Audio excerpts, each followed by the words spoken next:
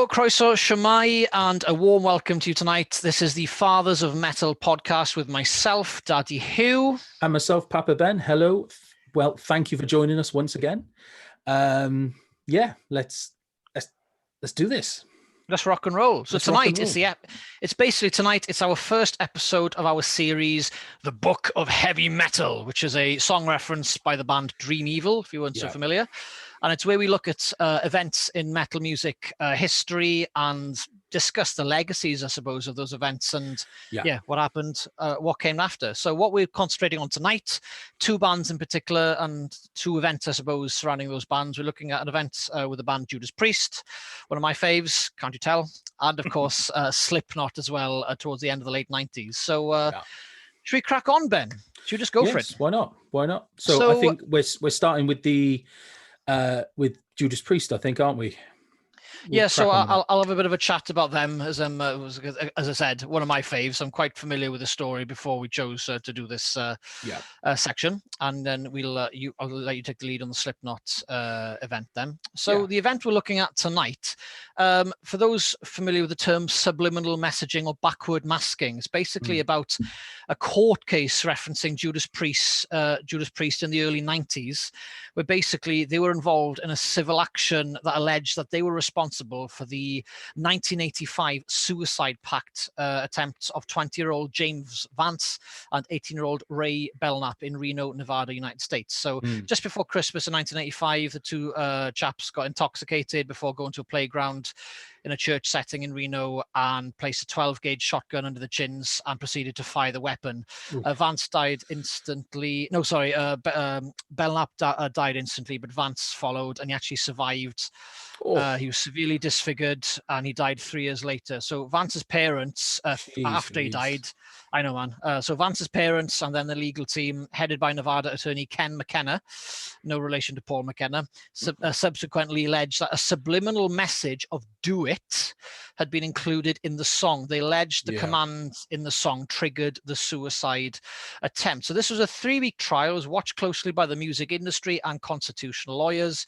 In a pre-trial motion, the judge ruled that subliminal messages were incapable of being protected speech under the First Amendment to the United States Constitution, since they were by definition not noticeable and thus could not form a part of a dialogue. So Timothy Moore, who testified, so Timothy, the lawyer who testified on Judas Priest's behalf, stated that the plaintiffs, led by McKenna, so the two chaps, one in this case, achieved a major victory and getting this case just to come to trial in the first place, but the judge okayed it. So I'm not sure if you know the story, but the case was actually dismissed with the finding that any subliminal messages within recording, should they actually exist, were not responsible actually for the suicide. The lawsuit cost the band approximately $250,000 in legal costs, and the judge ordered CBS to pay $40,000 to the plaintiffs, since the label of Judas Priest label did not actually provide master tapes of that Judas Priest album in question to Vance's lawyers. So there was a bit of a downer, because I think the label almost thought this was a pile of bollocks, really. So they didn't actually want to assist them. So that actually was a bit of a downer for the band. So that's in a nutshell what happened, just as the story goes. Well, I was going to say, first of all, that very much sounds like the label just threw them under the bus. You could say so, maybe they washed their hands of them, thinking, I'm not going to, we're going to put ourselves again in front of that bus, particularly for a band, maybe because they thought it was bollocks and it wouldn't get to court, and maybe when it did get to court, I don't know, it's for those unfamiliar, Rob Halford, then the lead singer for Judas Priest, and not long after this actually left the band. It wasn't necessarily, I don't think, down to this, but this was sort of 6 weeks to a month this entire thing was taking place, so the duration of that time. So am I right in saying am I right in saying that Rob basically defended the band himself? To a certain extent, as you'll see in the description in this YouTube clip, we've got there's a 30-second clip of Rob Halford actually singing these particular lines in court a cappella without the music, and it's great. I think that's the judge quite surreal. what the fuck's going on? It was, who's ever had to do that before to prove that their music isn't killing anyone. Like, at the end of the day, I'm very diplomatic in how I do things, but I'm gonna go on my bullshit meter is going a little bit as a heavy metal fan on how nuts this is, and again how we actually got to court. So let me just tell you some of the interesting things. So this is my bullshit alert. I've written this down on my notes as bullshit alert. So the Belknap's attorney argued that Judas Priest and CBS that they pander this music to alienated teenagers, that the members of the chess club, the math and science majors don't listen to this kind of stuff. It's the dropouts, the drug and alcohol abusers that do this. So in our argument is that Judas Priest, they've got a duty, and CBS have got a duty to be more cautious when dealing with a population of susceptible young people to this kind of stuff. What a pile of bollocks! That's insane. I mean, that's censorship on another level, isn't it? What he's saying they should be doing. I mean, but this, what year was this again? 1990. I think it was 1990. I think it was 1990. Yeah, I've actually forgotten the right really year. early, but weird.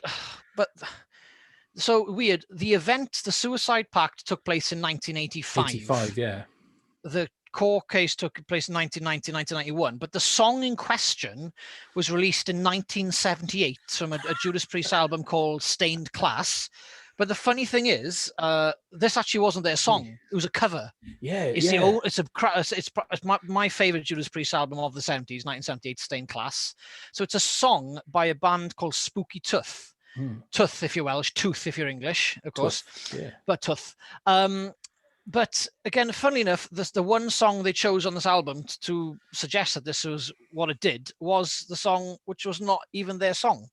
So they only had to put this song in last minute as like a filler to potentially get more airplay, because it was a lot more radio friendly than potentially makes sense. a lot of the more speed metal type of stuff they had on the rest of the album. So it's hilarious that it wasn't even their song. Spooky Tooth, they didn't get near anyone near dragged into this this courtroom case at all. I believe that raises the question. Possibly it was the way that Judas Priest performed it, but I was going to say, wouldn't there have potentially been a case for the buck could have been passed to Spooky Tooth because it's their song, and would the same subliminal message be in that song too? Or, I mean, let's get this clear: subliminal messaging by playing a song backwards is bullshit. It's not real. And it's 2021. I couldn't tell you. I don't have the technology. With all the technology I have, I wouldn't know how to play something backwards, even now in 2021. No. How the hell could that be? Obviously, records do that, obviously, but it's just... And to what I don't get is what they are saying is that we all have he's suggesting, I suppose, their lawyer was suggesting that we all have some form of innate ability to understand backwards language, but we just don't. Not as far as I'm aware. I'm no like psychologist, but no, exactly. I'm pretty sure we don't. Like, it's just, as I said, I don't know. Possibly, Anyway, sorry, I got a bit sidetracked there. So my point of saying, okay. my point being on this is, as I said, we all know it's bullshit. It's not real. Anyone who thinks it's real, they need to think again. Which is why I'm thinking, is it just the way it was performed? Because surely, like, if did they play what I would have liked to have known actually is did they also play the original Spooky Tooth version backwards to see if that same subliminal message, because that would reinforce my argument of saying it was just the way it was performed and it was just the way it sounded. But I think from the footage and what I've read, it was more this version because specifically of Rob Halford's singing style. So if you look at the video of him singing in court, he does an exhale of breath, like better by you, better than me. He does at the end. I think backwards can sound like another rhythmic type of text. I think the way he sung, I think it was more style. vocally. again, it was a stylistic thing which Priest and Halford did. Would have probably been very different to the Spooky Tooth version. But again, as you've done riffs, composed bits of songs, as have I over the past few years. Dude, I think Mozart couldn't write something backwards on purpose. No. It's impossible. It is humanly impossible to write something backwards. On that, there's a YouTuber called Rob Scallion. Are you aware of him? I've seen it in preparation. It's like know what I'm myth. On about. Yeah. So, it's hilarious. He's using like app or something, isn't he? Yeah. So he recorded. There's a video of him. He recorded this on guitar. I don't know if he did it all, but he definitely did the guitar, and I think he did the bass for Enter Sandman, and he recorded it actually backwards. So he learned the song and then had to learn backwards to learn it, and then he replayed it forward to see if it would sound right, if you know, and it sounded nothing. It was an absolute mess, as you can imagine. It you cannot engineer, or if you can, you need to be super technical. And like you said, we're talking about a song that came out in the 70s with like am I right in, like, I'm pretty sure I'm right in saying recording back then was literally recorded on tapes, and to edit they had to physically cut the tapes and analog, and place them all together. Analog, absolutely. They all had to be placed together. Digital. And that's how they got their song. They would physically cut the tape and then place it all back together. Like, you're telling me that somebody doing that could engineer a subliminal message that was said backwards? It's not even like we're saying there was somebody on the track whispering, do it. We're talking it's the more I say it, the more ridiculous it sounds. We're talking about something that had to be played backwards, which meant it would the fact that this got to court, but I guess this is potentially a show of the time, because I think the 80s and pop, well, we're talking about, the views today is still the case, but obviously heavy metal over the years has become much more acceptable. People have started to understand that it isn't all Satan worshipping and drugs and everything. But you can't see my pentagrams actually on the door. And your stash of cocaine is on the side, But we're talking the 80s, especially 80s. This is what I'm going to make. Like, if you went to school with a Slayer t-shirt on in the 80s and it was black, everyone would think you're a devil worshipper. And anything that went wrong, like any tragedies, any law breaking, anything, you would be suspect number one because of the music you listen to. And sadly, it's that kind of train of thought which led to this court case, and absolutely. It's, to an extent, it's still there today, but it's nowhere near on this level. No band is ever going to get taken to court for something this again. It's scapegoating. It's profiling, scapegoating. Here's a funny thing for you. So guitarist Glenn Tipton, he later conceded that he asked permission to go back into the studio and find some phonetic flukes. So the lawyers didn't actually want Glenn to present any information or do anything else, because almost like they were afraid to that is going to come out as bullshit, really, I suppose. So he bought a copy of the Stained Class album from 1978. He went to a local record shop. From a local record shop, he went into the studio, recorded it to tape, turned it over, and played it backwards on tape, which you could. And right away, he found the only things he could actually hear was, "Hey Ma, my chair's broken. Give me a peppermint and help me keep a job." Those are the only three sentences I think positives in that song he could have actually all positives in. I would have fixed a chair, give me a peppermint to make my breath taste lovely, and I would keep a job. And he was polite to his mother. And he's polite to, "Hey Ma, my chair's broken." So it's. I think thing is right. Again, Jeff Milner is the bloke I told you about earlier, where he's got a website of examples of songs that if you play it backwards and you suggest a text, you will hear that text. Because if I say, "Don't think of the color red," that is what you think about. You can't not do that. So, so if you put text in front of someone, your brain almost wants that text to fit exactly, and you'll find ways. So it's the suggestive text, and then it's the same as something called pareidolia or parabolia, where you have where you see faces in things that don't exist. Face of Jesus in pancake. Oh, yeah, toast. Or toast, yeah. Or I mean, going off on a completely separate subject, you know, I'm very open to the idea of the paranormal, by all means. You know, I'm quite open to the idea that I've personally experienced things that I can't explain. Anyway, yeah. But that also is a trap that anybody who does any form of paranormal investigation, which is something I really want to do, I just love to experience that. But they're sitting, like when they're sitting through hours and hours and hours of tape. I mean, you're literally talking like 15, 20 hours potentially worth of tape you've got to watch.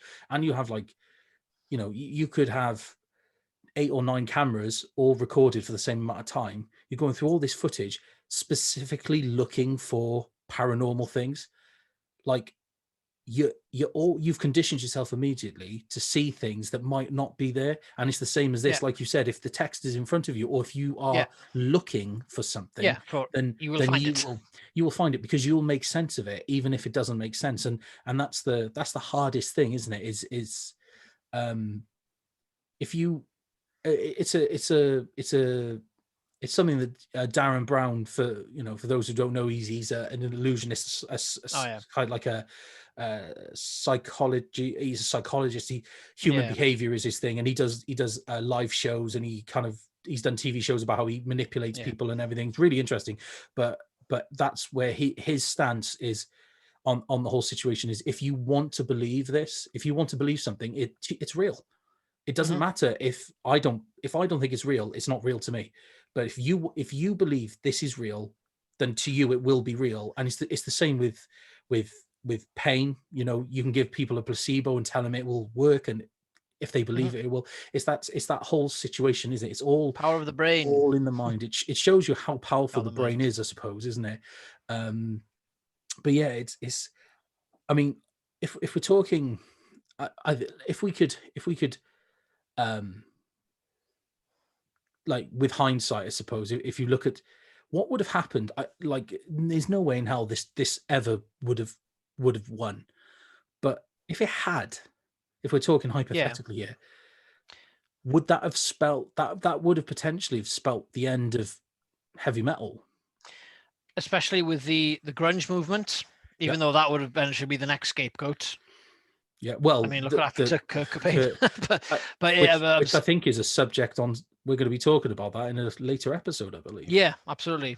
Maybe just a few things that maybe to end on, really. Like I said, that's a good point. Again, the big what if question: how could the style?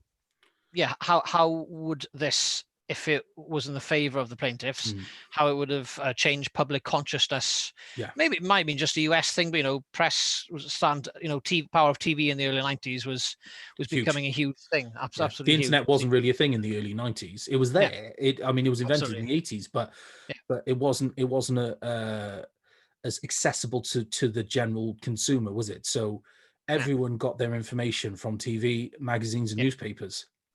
Everything that can be, I don't want to sound all conspiracy theory, but it's everything that can be controlled in the way that your information, it's much more focused. Newspapers, radio, now television. Absolutely. So, ultimately, when Priest and CBS Records, so they avoided legal responsibility for the deaths, nobody, from what I understand, really actually got what they wanted from the case. So not the plaintiffs who were unable to blame outside influences on what was a terrible family tragedy, and not the defendants who left the trial under a cloud of suspicion regarding subliminals. So Rob Halford quotes, I'm not going to put a Brummie accent on, but it tore us up emotionally. It tore us up emotionally hearing someone to say that the judge and the cameras, that this is a band that creates music that kills young people. So Halford later admitted that, we accept that some people don't like heavy metal, but we can't let them convince us that it's negative and that it's destructive. Heavy metal is a friend that gives people great pleasure and enjoyment and helps them through hard times, as I'm sure it has with you. Yeah, and it has with me. Definitely has, especially in my younger years when I was maybe low, etc. But it's a good point. Rob sort of ends on there. Just to share, actually, just before we move on to your story, this is probably the highest profile case of its kind in subliminal messaging, backwards masking. But another 2 big heavy metal bands have also succumbed, unfortunately, to this accusation. Actually, one predates Judas Priest. Weirdly enough, it actually happened in the same year that these Vance and these two chaps actually killed themselves over the Judas Priest record, supposedly. And it was to Ozzy Osbourne. So Ozzy Osbourne in 1980 released a cracking album, Blizzard of Oz, with guitarist Randy Rhoads, which got the song Crazy Train, Mr. Crowley, cracking tracks. The song Suicide Solution, obviously that title apt. I think one chap did the same thing. Yeah. And Ozzy was taken to court again. It wasn't really on the same scale as the Judas Priest one, but that was again thought to be rubbish. And the lawyer defending the defendants was saying that there was a track, there's like a breakdown where Ozzy does like shoot, shoot, shoot, shoot, like almost like Friday the 13th sound effects. That says, get the gun, shoot, shoot, shoot, shoot, shoot. That's apparently a suggestion. Yeah. So that's a famous one. And then I think in the late 90s then, Slayer, I don't know if you knew this, were involved in it as well, because of their 1990 album, Seasons in the Abyss, specifically the song Dead Skin Mask. So there was a case about a young lady, Elise Parler, who was unfortunately raped and murdered by, what I understand, 3 nutters, one specifically a nutter, claimed that the inspiration for the song Dead Skin Mask by Slayer made him rape and murder a young girl. So it's amazing what people will say to try and justify something. Yeah. Especially when we're not talking about stealing a sweet from a shop, or we're talking about horrific things that require they require they require thought. You know, I mean, these cases are essentially trying to say that these subliminal messages, I refuse to say subliminal messages without the quotes. All these arguments are basically saying they make you do something on a whim. Like you hear it and you go, right, I'm off to do that thing. Like no one in their right mind listens to a song and goes, you know what? If I played like, and that's the thing, is these people aren't playing these songs backwards. They're just listening to the song. Yeah. They're not going, God, that Dead Skin Mask, that was a really good song. You know what I feel like doing? This. It doesn't work like that. There's thoughts. There's thought. Yeah. There's some form of planning that goes into this, even if it's not literal planning. It's playing the scenes out in your head of you potentially doing. Like you don't just listen to a song and go, yeah, okay, this is what I'm going to do today. It just, that's not how it works. But this is where all these cases fall down. They're trying to say that these absolutely horrific things, suicide, rape, you know, what have you. And you know, oddly enough, just as we finish, that song by Slayer, so it's actually 2 songs. It's Postmortem, which is I think track 2 or track 2. No, it's Piece by Piece is track 2. From Rain in Blood. So they got the song Postmortem. That was one. And then Dead Skin Mask again from 1990 Seasons in the Abyss. I think Dead Skin Mask is about serial killer Ed Gein. So if you're going to blame anyone, blame Ed Gein. Or someone who might have done the film, or Toby Hooper, who did the film Texas Chainsaw Massacre, or Alfred Hitchcock, who did Psycho. And the list goes on and on. So, you know, scapegoating. Anyway, and heavy metal does not kill people. Chill the fuck out. Yes. It does not kill people. Okay. In fact, it literally does help you chill the fuck out. Yeah. Like, it helps me not kill people. 2020 has made me very, very angry. And listening to all this metal music has actually given me a bit of release and actually given me a bit of good zen. I think so. Talking about good zen. How about we move on? Now to your bit? So we want to just talk quickly about Slayer. Obviously, the Priest thing is a lot bigger in regards to what it represents. But I want to talk to you quickly, or you want to talk to me and the crowd, our listeners, about a particular gig in question. So tell us about this gig. Yeah. Okay. So it was 1999, and the kind of annual Ozzfest was on in. I've completely forgotten where it was, in the US, as you can imagine. Anyway, the reason why this particular year of Ozzfest was made popular is because I don't know if you've heard of this band, but there's this little known band called Slipknot. Yeah, they're not. I don't know. They're not. They made their debut. Their kind of not their debut ever, their first ever gig, but that was their debut on Ozzfest. And I mean, if you read anything about Slipknot or listen to any interviews, they pretty much say that was the gig that made them. Like that was the gig that kicked off their careers and made them the powerhouse that they become as a result of it. Yeah, and the interesting thing about this particular thing is the way it was kind of, to them, Corey even states that this was a completely, like, they didn't know this was going to happen. They got on this gig. They'd released their debut album Slipknot, which is a fantastic album, by the way.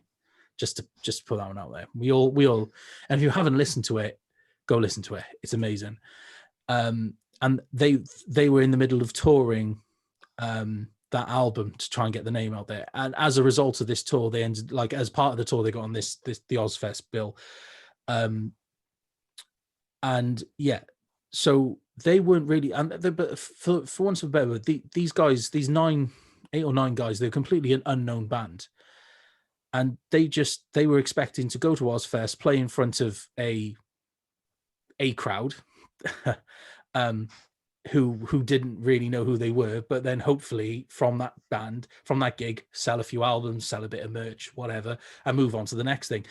But basically what happened was they turned up to do the gig, and like as they started playing the first song, it was described by Corey as like an army, like a sea of people just came over the hill and just come straight at the stage. And they had like something from the last movement of the Lord of the Rings, the big battle.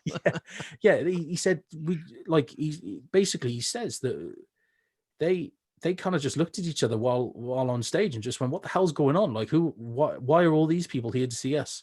And like they had no idea. And basically, just for the sheer power of word of mouth, sharing their demo tape, not even their album, their demo tapes, and sharing pictures that they're like some photos they had. They got out into the kind of the metal community, and people started listening to them and sharing around, showing their friends and doing everything. And this, they had accidentally built so much hype behind themselves. They didn't even realize that when people caught wind that they were playing Ozzfest, they just came at them. Yeah. And as I said, they state that was the gig, that was the moment that made them.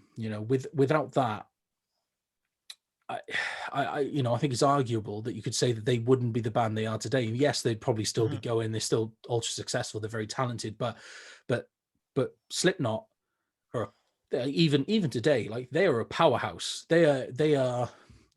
I think we stated this in a episode of our Rockerspective, which will be up maybe before this. We'll find out. Yeah, hopefully. One of the Rockerspectives will be up. Anyway,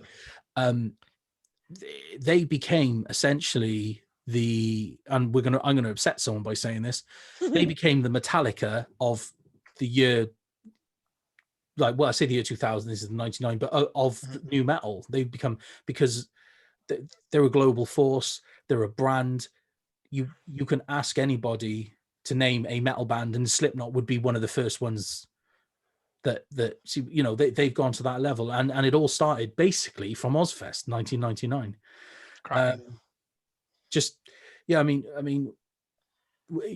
You've seen the footage. There's a little bit of footage. We'll actually put it in the description. It's essentially, as far as I'm aware, it's the only bit of footage from that Ozzfest gig there is available, and it's just a fan bit of footage. It's about 9 minutes long, and it shows you like a few of them playing the songs, and you've seen it, you've read the stories and that. I mean, what's your take on this kind of momentous occasion?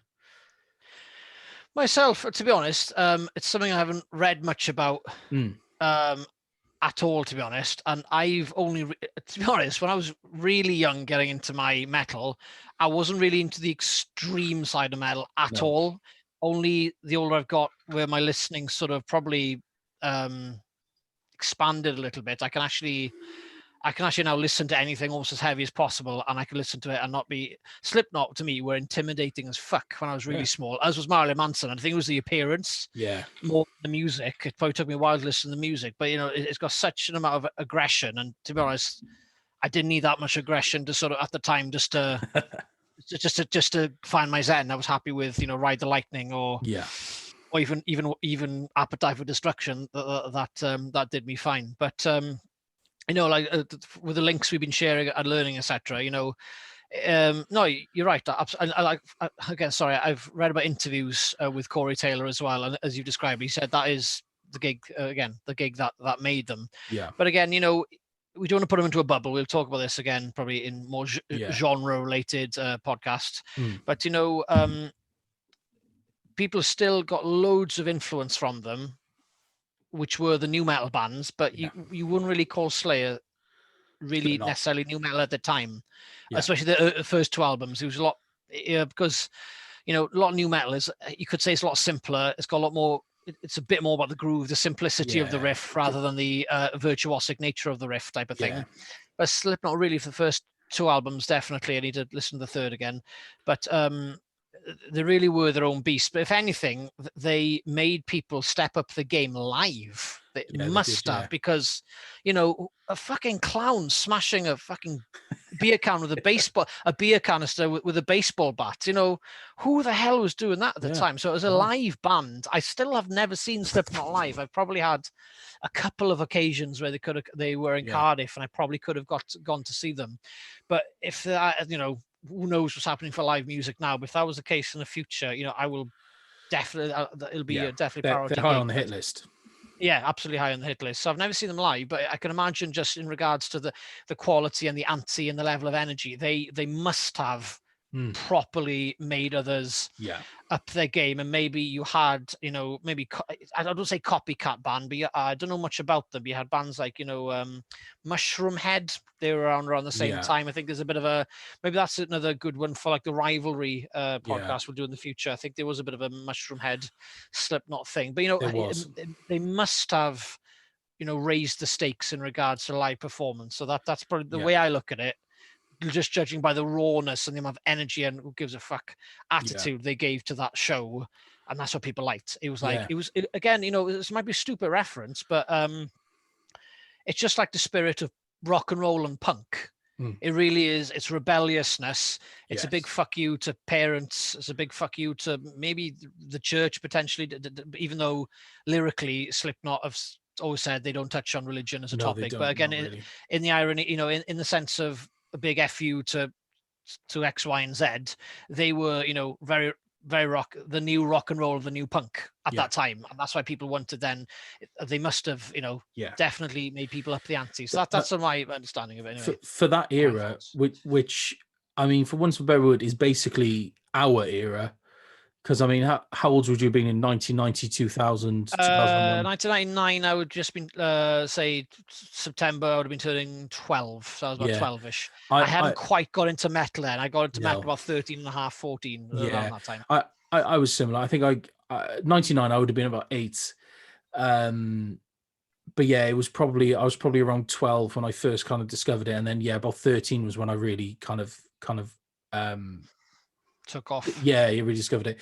But like they were the ultimate at the time anyway. Like Slipknot were the ultimate fuck you band. They were, weren't they? They were the ultimate. Like, and it's not even about like the era before that. I say the era before that, that's the 90s. If we're looking at the 80s with thrash metal, that was all about that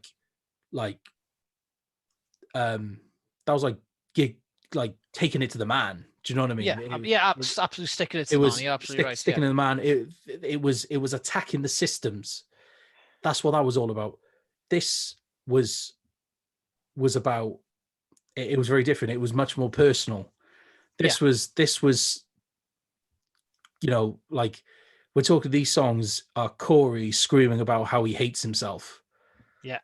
And it sounds potentially a little bit I don't know, it sounds a little bit sad, but we at some point in our life we've all felt that, and especially that teenage years, because I mean Slipknot, we're a big band, but but the era that they influenced, that era that they influenced, which are again our kind of era, that was the band that you listened to, because that was that was about the time that we were growing up listening to that, and you could be like, like, fuck you all, fuck you, like, 13, just like your little 13 self being like, you seemed to, you almost understood what they were going through, even though you didn't. The reality is that it was crazy, but puberty, and like, it was the ultimate kind of like, they get me, and obviously then we are those fans that kind of have grown up and continue to support them. They obviously gain fans as they go anyway, but that fan base, that initial fan base, which has pushed them to this level and has carried them through as they've built, more momentum. Like, we're now adults, and it's a man. It's just interesting to see how certain bands affect how can have that level of impact on an era of children. Absolutely. It's amazing. Maybe to finish, Ben, like, you gave me a bit of information about the gig, that from their first album, then there's a particular song on there where the music video of that song is actually footage from the gig. Tell us what song it is.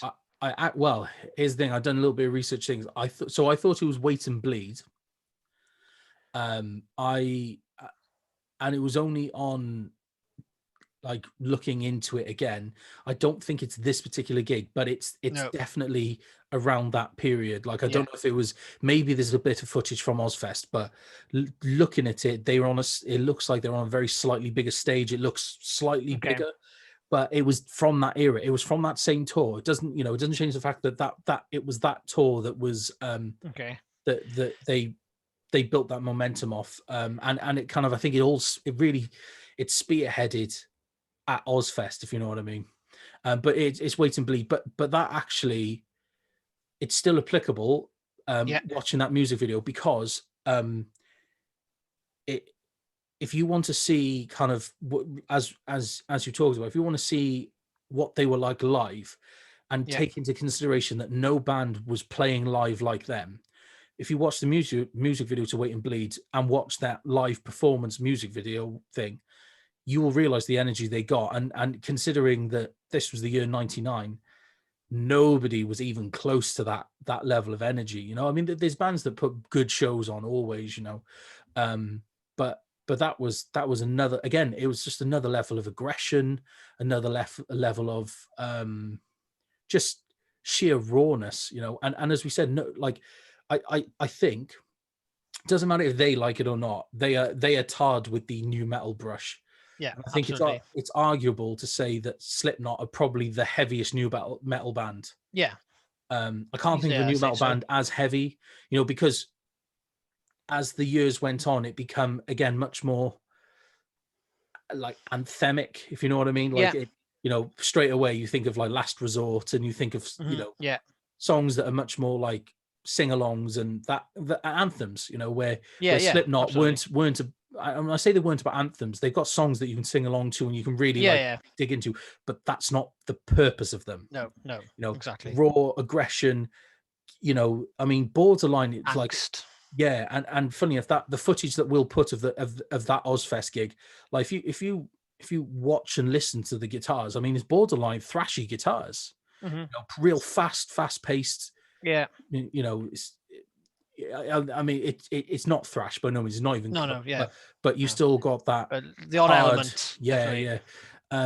As I said, that was